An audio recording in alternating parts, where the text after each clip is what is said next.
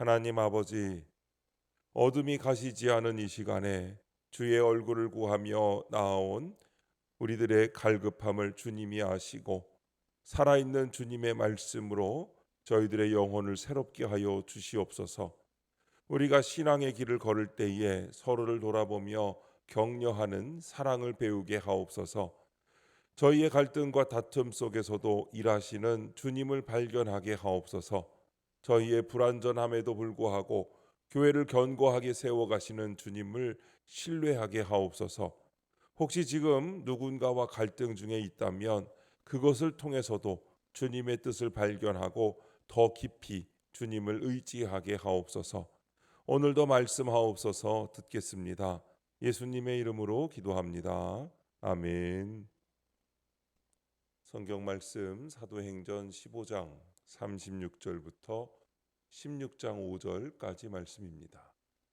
며칠 후에 바울이 바나바더러 말하되 우리가 주의 말씀을 전한 각 성으로 다시 가서 형제들이 어떠한가 방문하자 하고, 바나바는 마가라 하는 요한도 데리고 가고자 하나 바울은 밤빌리아에서 자기들을 떠나 함께 일하러 가지 아니한 자를 데리고 가는 것이 옳지 않다 하여 서로 심히 다투어 피차 갈라서니, 바나바는 마가를 데리고 배 타고 구브로로 가고, 바울은 신라를 택한 후에 형제들에게 주의 은혜의 부탁함을 받고 떠나 수리아와 길리기아로 다니며 교회들을 견고하게 하니라.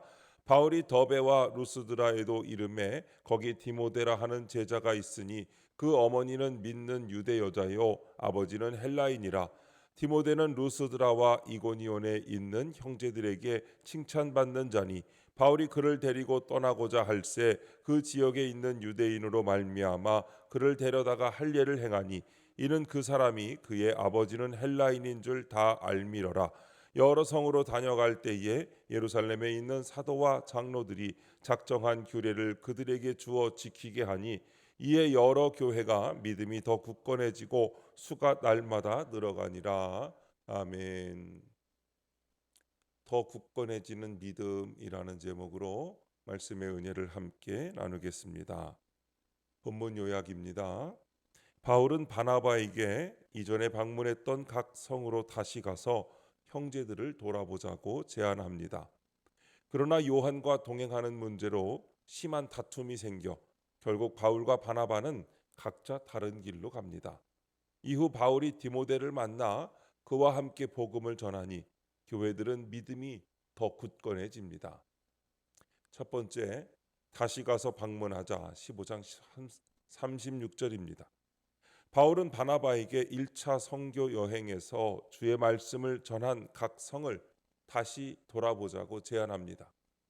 이는 복음을 들은 형제들이 믿음을 잘 지키고 있는지 직접 돌아보고 그들을 격려하며 세우고자 함입니다. 바울은 고난 중에 믿음이 흔들릴 수 있는 형제들을 돌보는 일에 늘 힘썼습니다. 이처럼 우리도 형제 의식을 갖고 주변의 믿음이 연약한 지체들을 살피고 돌아봐야 합니다. 그때 그들의 믿음이 회복되고 견고해집니다. 적용 질문입니다. 나는 돌봄받기만 원하는 사람입니까? 아니면 구원에 초점을 맞추어 지체를 돌보는 사람입니까? 지금 내가 돌아봐야 할 사람은 누구입니까? 물론 우리 모두는 돌봄이 필요한 연약한 존재들입니다. 우리는 주님의 목양하심과 형제자매의 돌봄 가운데 신앙을 유지합니다. 하지만 성숙한 신앙은 여기서 멈추지 않습니다. 받은 은혜를 흘려보내는 통로가 되어야 합니다. 구원받은 자의 초점은 단지 나의 평안과 위로에만 있지 않고 다른 영혼들의 구원과 성장으로 확장되어야 합니다. 그렇다면 지금 내가 돌아봐야 할 사람은 누구입니까? 혹시 삶의 어려움으로 인해 주저앉아 있거나 신앙의 길에서 잠시 벗어나 힘들어하는 가족, 친구, 동료가 우리 주변에 있지는 않은지요? 우리의 작은 관심과 따뜻한 사랑의 손길이 그들에게는 다시 일어설 용기와 믿음의 굳건함을 선물할 수 있습니다. 바울처럼 기꺼이 불편함을 감수하고 다시 찾아가는 용기가 필요합니다. 우리의 주변을 둘러봅시다. 주님께서 우리에게 맡기신 귀한 지체들, 우리의 따뜻한 돌봄과 격려가 필요한 이들은 분명 우리 가까이에 있습니다.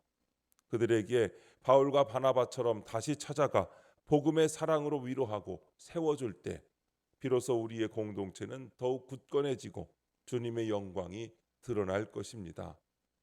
두 번째, 심히 다투어 갈라서니 15장 37절부터 41절입니다. 바나바는 1차 선교 여행 때 함께한 마가를 데려가자고 합니다. 그러나 바울은 중도에 떠난 마가를 받아들일 수 없다며 반대합니다. 이에 두 사람은 심히 다투다가 결국 갈라섭니다. 그리고 각자 다른 사람과 떠납니다.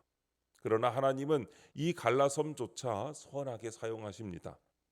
바울이 사람을 의지하는 대신 하나님만 의지하게 하심으로 복음의 지경을 확장시키신 것입니다.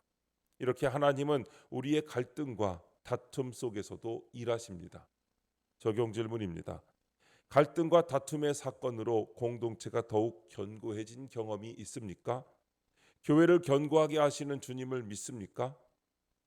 우리는 흔히 갈등을 공동체의 분열과 와해의 원인으로만 생각하기 쉽습니다. 그러나 때로는 깊은 논의와 진통 끝에 서로의 입장을 이해하고 합의점을 찾아가는 과정을 통해 공동체가 더욱 성숙해지고 견고해지는 것을 경험하기도 합니다. 비록 아프고 힘들지만 그 과정을 통해 우리는 서로를 더 깊이 이해하고 나아가 주님의 뜻을 더욱 분명히 분별하게 됩니다. 심지어 바울과 바나바의 경우처럼 표면적인 분리가 결과적으로 더 큰 하나님의 뜻을 이루는 발판이 될 수도 있습니다. 교회는 완벽한 사람들의 모임이 아니라 오직 예수 그리스도의 은혜를 힘입어 살아가는 부족한 죄인들의 공동체입니다. 그렇기에 교회 안에는 늘 갈등의 요소가 존재할 수밖에 없습니다. 그러나 중요한 것은 갈등 자체가 아니라 그 갈등 속에서 우리가 어떻게 주님을 바라보고 반응하는가 하는 것입니다. 우리의 주님께서는 인간적인 실패와 갈등의 순간에도 결코 우리를 포기하지 않으시고 오히려 그 모든 것을 합력하여 선을 이루시는 분이십니다. 하나님이 그 한복판에서 일하고 계시다는 사실을 믿을 때 갈등은 상처가 아니라 성장의 통로가 될 줄로 믿습니다. 세 번째, 할례를 행하니 16장 1절부터 5절입니다. 바울은 신라와 함께 선교 여행을 하다가 디모데를 만납니다. 그리고 그를 데리고 함께 사역합니다. 디모데는 유대인 어머니와 헬라인 아버지를 둔 혼혈인이기에 유대인들은 그가 전하는 복음을 듣기 싫어할 수도 있었습니다. 그래서 바울은 디모데에게 할례를 받게 합니다. 디모데는 이에 순종하고 그들의 사역은 많은 교회의 믿음을 더 굳건하게 합니다. 이처럼 복음을 위한 사역에는 비본질적인 것들을 기꺼이 내려놓는 결단이 필요합니다. 적용 질문입니다. 내가 영혼 구원을 목적으로 내려놓아야 할 것은 무엇입니까? 디모데가 순종한 할례는 그에게 있어서 비본질적인 절차였지만 복음이 전해지는 통로를 여는 필수적인 결단이었습니다. 우리에게는 영혼 구원을 위해 어떤 할례가 필요할까요? 신앙생활을 하다 보면 내가 옳다는 생각, 내가 편한 방식, 내가 좋아하는 전통이 복음보다 앞설 때도 있습니다. 그러나 복음을 위해서라면 때로는 나의 자존심도 익숙한 틀도 고집도 내려놓아야 합니다. 그것이 비본질적인 것이라면 복음의 유익을 위해 얼마든지 포기할 수 있어야 합니다. 복음의 확장은 나의 고집이 꺾이는 곳에서부터 시작합니다. 디모데는 자신이 원하지 않는 일을 복음을 위해 기꺼이 받아들였습니다. 그 순종 뒤에는 하나님의 역사가 있었습니다. 그들의 사역은 많은 교회의 믿음을 견고하게 했고 믿는 자의 수가 날마다 늘어갔다고 말씀하고 있습니다. 순종은 손해가 아니라 복음이 확장되는 통로인 것입니다. 본질은 타협하지 않되 비본질은 기꺼이 내려놓는 지혜를 구해야 합니다. 우리의 고집과 편안함보다 영혼 구원을 더 사랑하는 마음을 구하시기 바랍니다. 그럴 때 우리 교회도 믿음이 더 굳건하여지고 수가 날마다 더하는 역사를 경험하게 될 줄로 믿습니다.